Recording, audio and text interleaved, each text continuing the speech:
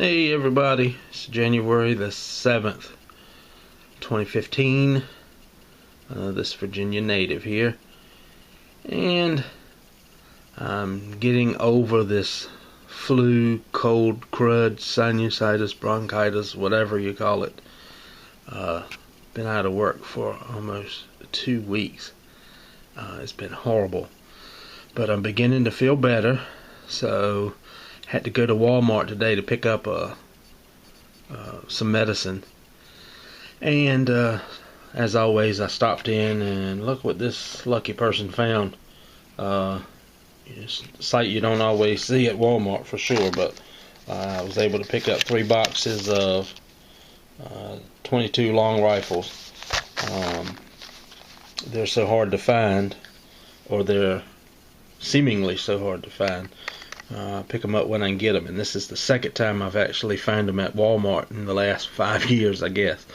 Anyway, stopped by the bank and I picked up $500 in dimes, customer wrap dimes. So I'm going to start looking and hopefully get back with some really good finds. Hopefully my first silver of the new year. So anyway, we'll let you know. Stay tuned. Alright guys, before I get started, I'll share one thing that I do when I coin roll hunt, and I have been doing this for several years now. But I actually count all of my coins. So in this roll of 50 dimes, I expect 50 dimes. If I get 48 dimes, then I'm too short. So I'll make a note of that.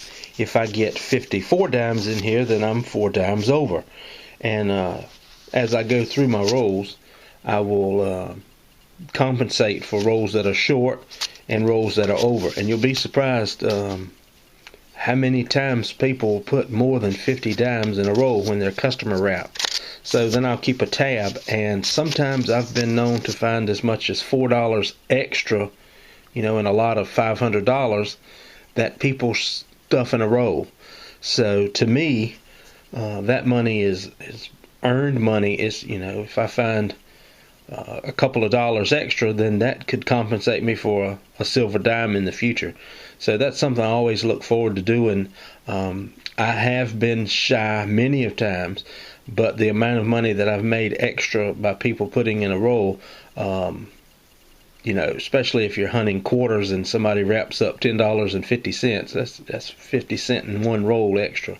So something fun I like to do. I've got my records. I actually go back through for 2014 and tabulate and see how much I made. I know I've made probably about $20 extra just by people putting more money in the roll than they should. Especially happens in penny rolls when they stick in a crusty dime. So right there you've made 9 cents extra. Anyway, something to look forward to, something I thought I'd share with you. It's just something I do. So take a little extra time, count it out, and have fun at it. Alright, on with the hunt. Alrighty, after only 7 rolls, there is a silver end. So let's get at it and see what it is.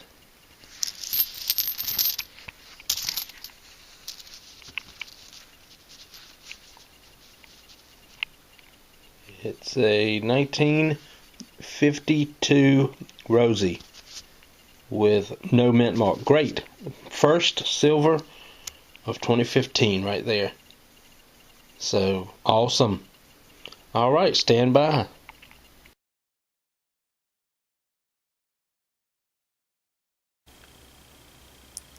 Hey folks, I just pulled this 1980D dime, and check out the sun pattern around the head. It doesn't appear to be scratch marks like somebody did it on purpose. It's pretty cool. So I'll hang on to that one. And almost made it through the first $100. I've done 80 so far. and I found that one silver, so hopefully get back.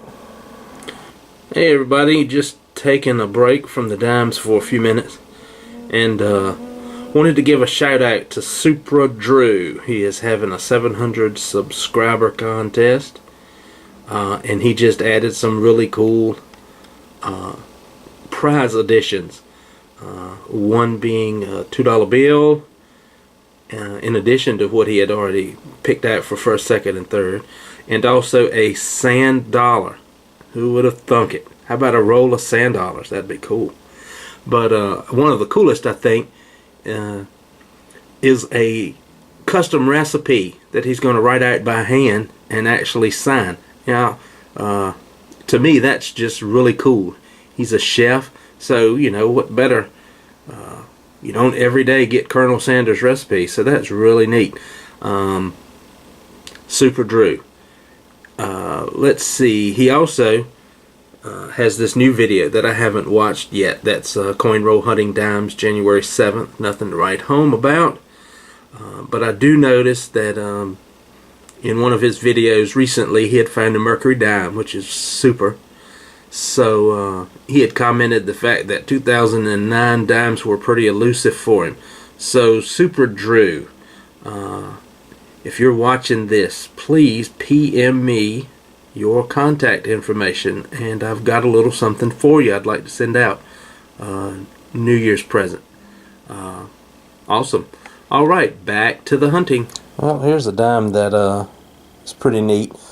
Haven't collected very many of them, but they're intriguing. This is a painted dime, and I believe the date is 1973. It's been painted red, fingernail polish maybe. I know the old quarters, if you find an old silver quarter that's got some residue of paint, blue, red, whatever, I have heard that they are maybe house jukebox tokens, which is pretty cool. That way the house puts their own money in there to play when nobody else wants to play any, and then that way they can separate what they put in from, you know, what patrons put in, pull their money back out. Anyway, it's pretty cool. I don't know that this dime had any significance in a jukebox or anything, but it's still pretty cool. Alright, keep hunting. Alright friends, here's what I'd like to show you as my overage from those dimes. Actually, I found one silver and $500, so the last 2 hours has been a snooze fest. I slept through most of my coin roll hunting because it was so boring. But anyway, 29 extra dimes and a penny somebody wedged in, so $2.91 more than $500. So $2.91, that's you know, almost $3 right there that I could spend toward a silver coin. So that's just extra money, nothing special, but I'll have the wrap up coming up in just a moment. Alright, here's the wrap up from $500 in customer wrap dimes.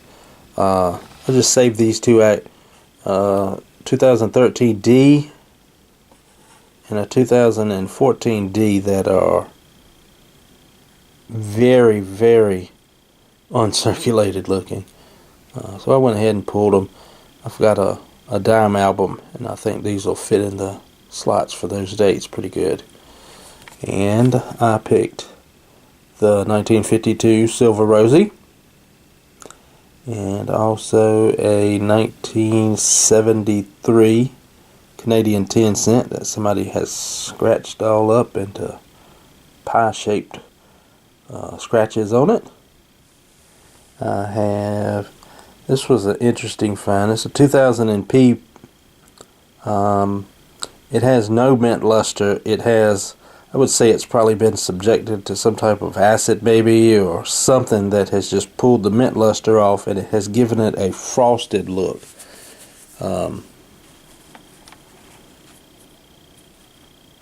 It's just interesting. You can see it's a little pitted look all around it, and no shine. Also, that's a just a 1967, but it's been through the ringer. It looks like it may have lain in a parking lot or something like that and been run over, and you can see the little gouges where maybe rocks or pebbles have just gouged it out. The back of it's pretty worn. It's just something I like. And then here is the 1980 that has the sunburst pattern all around the head. And just interesting. And let's see, there's the painted 1973 D dime.